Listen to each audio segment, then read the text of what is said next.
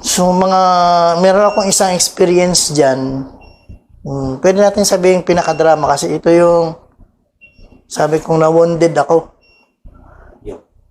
Bakit siya pinakadrama? Kasi way back 2018, member ako ng TGP niyan, isang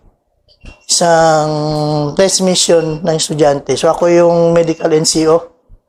So nasa ano kami noon, naalala ko nasa 3rd Battalion kami noon sa Basilan.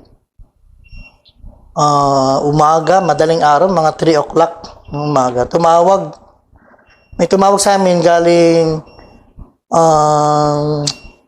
Abong-Abong Peak na puntahan niyo tong may casualty tayo dito. Pero hindi naman siya wounded given na nung binigay yung situation, dehydrated siya, totally dehydrated siya. Tapos, nagdideliryo kasi 2 days nang nilalagnat.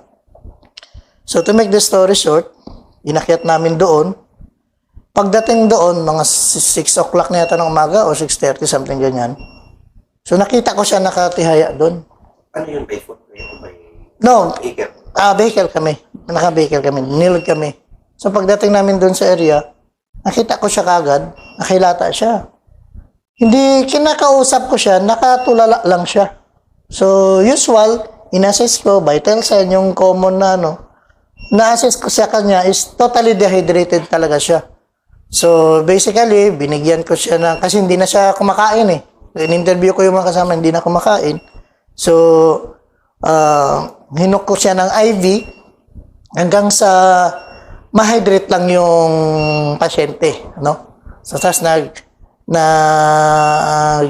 tinik ko yung temperature niya, masyadong mataas, so binigyan natin ng gamot. So, by 9 o'clock, may movement na yon. No, magmo-move na yung tropa nun, may papasukin na silang target. So, kami na naiwan, magmo-move din kami sa bagong, namin, target. Doon kami, kung hindi ko nagkakamali, yung barangay Pamansakin. Area ng Abusayap yan. Area ng sa paglampas ng 64th IB yan kung hindi ako nagkakamali. So, nag-move na rin kami doon. 5 kami, 6 yata, kasama yung patient. So, ako yung talagang pinaka, sa pasyente kasi ako yung medical engineer. So, normal naman yung pangyayari. Pagdating namin ng bago kami dumating sa area ng Pamansakin, nag-recommend na ako kay, si Sir Serrano. Parang siya yung, parang estri nung Sabi ko, sir, recommend ko, pagbaba namin sa sir, doon sa lugar natin, sir, baba kami ulit, ibaba ko, pacheck ko siya. Kasi iba yung nararamdaman ko. There's something wrong kasi being a combat medic, meron ka ng initial assessment dyan na masasabi mo na wala na siya sa wisyo, hindi na siya meron na siya. So, may instinct na ako. So, nag-go si sir, to make the story short, binaba yung gamit. Haul na kami. So, ako, yung driver ko, si Sarin Bantulyo, plus 2 escort. Tinanggalan na namin ng lahat, wala nang naka-athletic na lang So, wala nang baril, wala na. Kasi, instinct ko, mangyayari yung yung lagi nating iniisip na baka mangagaw, mga ganun. So, ang iniisip ko, pabuksan ko na yung combat ambulance. Kasi wala na may aircon. So, pinabuksan ko para just in case, open lang na So, move. Nakarating kami ngayon ng hospital, nag-check. Sad to say, pagdating doon, walang time available na makapagtingin sa kanya. So, habang nung time na yon, ina-observe ko lang siya palagi. Kinakausap ko siya, wala siyang talaga. Wala siyang response na maayos ba. Parang, pwede nating masabi talaga na balisa siya. Yung problematic. Parang ganun siya, na lang siya. Pero kung pakainin mo, ako pa nga nagpakain doon sana, kain naman siya. Pero yun lang, wala talaga siya. Nung tumawag na ako ulit sa base namin, sabi ko, sir, negative dito. Balik na lang kami, sir, kasi mag-alas 3. Sabi ko, alanganin paggagabihin. So, nag-signal, akyat kami ulit. Ito na ang pangyayari. Bago kami makarating doon sa area namin, Pag preno talaga, una akong bumaba yung yung dalawang escort. Sumunod ako. Pagbaba ko ganyan, dalawang lakang pa lang ako. Dalawang, yung usual naman natin, pag clear ko ng baril, dalawang hakbang ako. Sumabog ngayon. Napakalakas na sabog. Boom! Napakalakas na sabog. Na ako ngayon. Parang feeling ko ba, para akong sinampal na para akong pinalo galing sa likod. Dive ako ngayon. Pang! Bulag ako ngayon.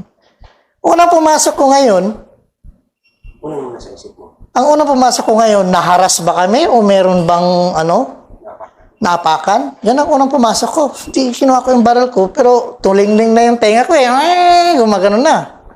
Paglingon kong ganyan, nakita ko siya. Nakaupo siya, putol na ito. Putol na tong kamay niya. Yung kasi, Yung pasyente, putol ito. Wasak ito, putol ito. Sabi ko, anong nangyari? Sinigawan ko yung dalawang private ko. Sabi ko, kunin yung medical kit, yung medical kit. Hinila ko siya ngayon. The problem, nung paghila ko sa kanya, hindi ako makatayo. Sir, yung pala, knowing na may tama din ako. Itong combat, hindi ito yung may combat, yung combat brown ko. Butas yan. Dito butas, ito dito butas. So, sabi ko, bakit hindi ako matayo? Manhid man yung paa ko. So, siguro mga 5 to 10 seconds. Doon pa lang nag sa akin yung bumalik yung kasi naghang talaga yung as in, sabi ko, yung granada. Sabi ko, yun talaga yung mind ko talaga. Kasi wala namang ibang doon eh.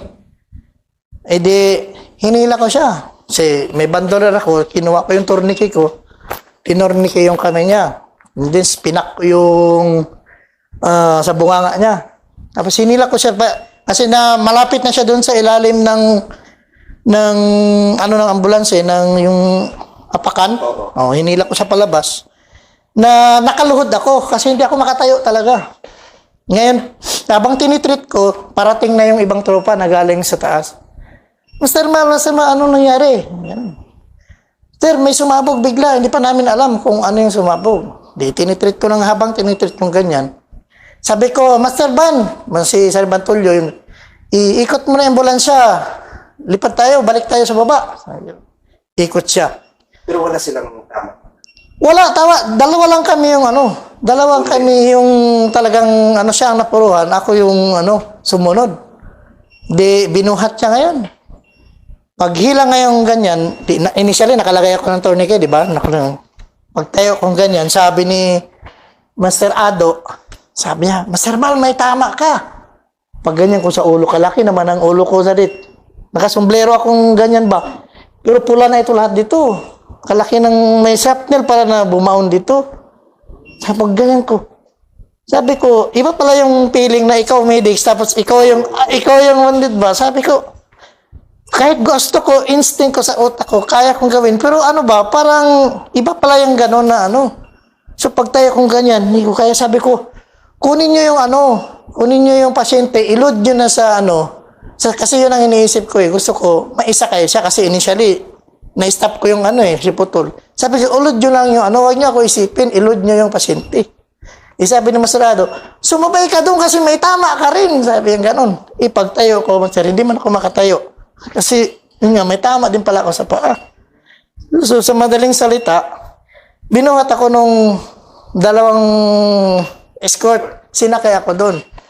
So, tinakbo kami papuntang Lamitan, anong ospital yun. So, habang tumatakbo kami, sinabi ko sa ito, hindi ko pa man mabuksan, tinorniquet ko to. Sabi ko doon sa dalawang escort, ikaw magbantay ka dyan. Ikaw, Jen, sabi ko, marunong ka mag-IB. Sabi ko ganun. Kasi, ideally, hindi man ako makadeclare kasi pass out na talaga yung Ako na lang iniisip ko yung sarili ko. Sabi ko, marunong ka mag-IB. Hindi, Master. Tulungan mo ako, hubarin mo ako mag-treat sa sarili ko. Hinubaran nila ako doon sa loob ng combat ambulance. So, ako nag-treat doon. Tinanggal ko yung combat ko. Wala na. Letter L na yung ko.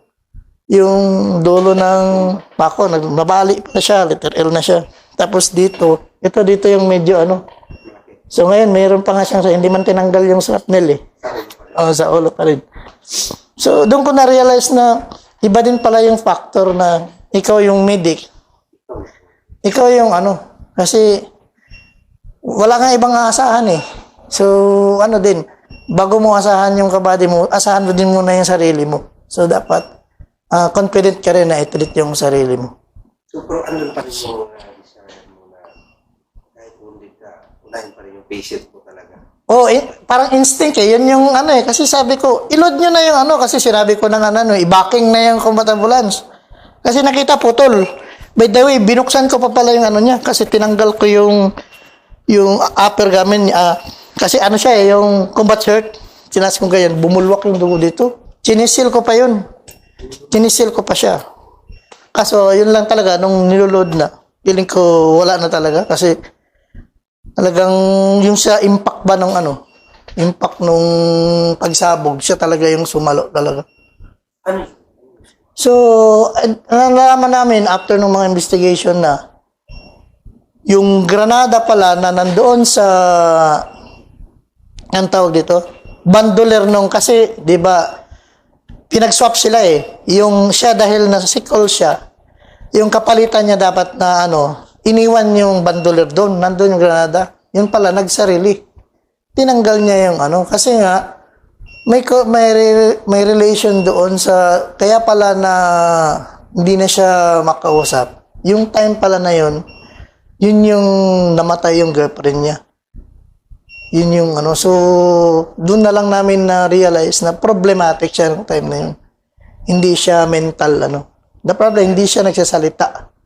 So, problematic. Tapos, may mga rumors pa na lumalabas na may iba pa siyang problema dito habang nagte-training siya. So, parang na ano ba, na dugtong. So, parang tapusin. So, sabi ko nga, swerte pa rin ako kasi pinababa niya muna ako bago nangyari yung ano eh, pagsabog eh.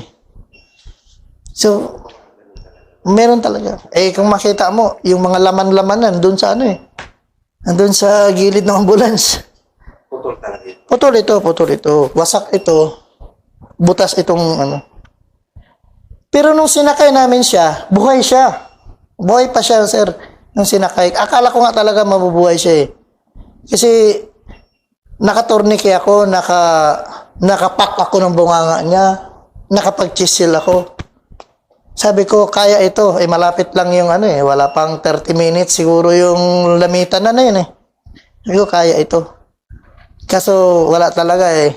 Dalawa na yung iniisip ko. Iniisip ko siya, iniisip ko rin yung sarili ko eh. So, yun yung isang pwede kong masabi na kakaiba na experience sa ano ko, sa sarili ko.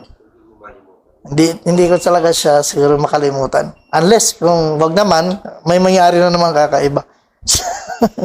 Pero ano yan, Mr.? Ano naman yung bilang isang combat medic kasi pagsilbi sa pagtulong sa kapwa sundalo, pagsalita ng mga isyo, ang tanong ko, ano yung pakiramdam na nagsave ng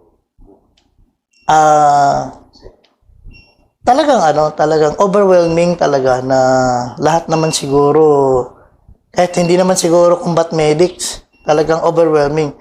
Kakaiba lang kasi medics nga. So, yun yung parang inline na trabaho mo. So, iba kasi sa akin, overwhelming kasi nga hindi naman lahat ng sundalo nagkakaroon ng chances na ganun yung magiging ano. So, ako, ito yung field na pinili ko na specialization ko. So, iba yung fulfillment sa sarili na, uy, kahit papano. Na hindi ko naman siya pinagmamalaki na proud ako syempre sa sarili ko kasi buhay yan eh.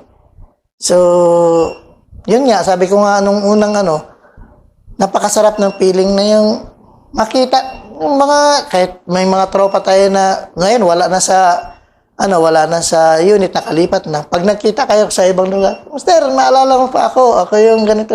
So, napakasarap napakasarap balik-balikan yung memories na ganun. Kasi, knowing na sa maliit na bagay, nakapagbigay ka ng dugtong ng buhay sa kanila. Yung lagi kong tinatandaan.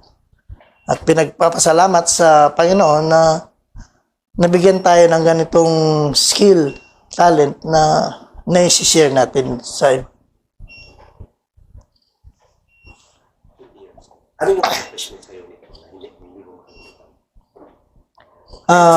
Bakit? Accomplishment siguro. Ano naman siguro, yung marami naman siguro, hindi na, paano bang pwede natin masabing accomplishment? Mga sincere mo yung kumbatics. Hindi ka. Ako, yung accomplishment ko lang, kasi sa ngayon talagang nagtuturo na kami ng PC3, mapa-regular course. Ano yung isip? Ito yung Tactical Combat Casualty Course, no? So, pag nagtuturo kami, after the lectures, we see to it na matatapos yung lecture natin na meron silang take-home knowledge na magagamit nila. Kasi dito sa Ranger, lagi namin sinasabi na ang TC3 na tinuturo, yan ay subject na para sa'yo. Hindi yan para sa kalaban. Para sa'yo yan. Just in case na ma-wounded ka, may ma-wounded ka na kasama, para sa'yo yan na knowledge na yan. Magagamit mo yan.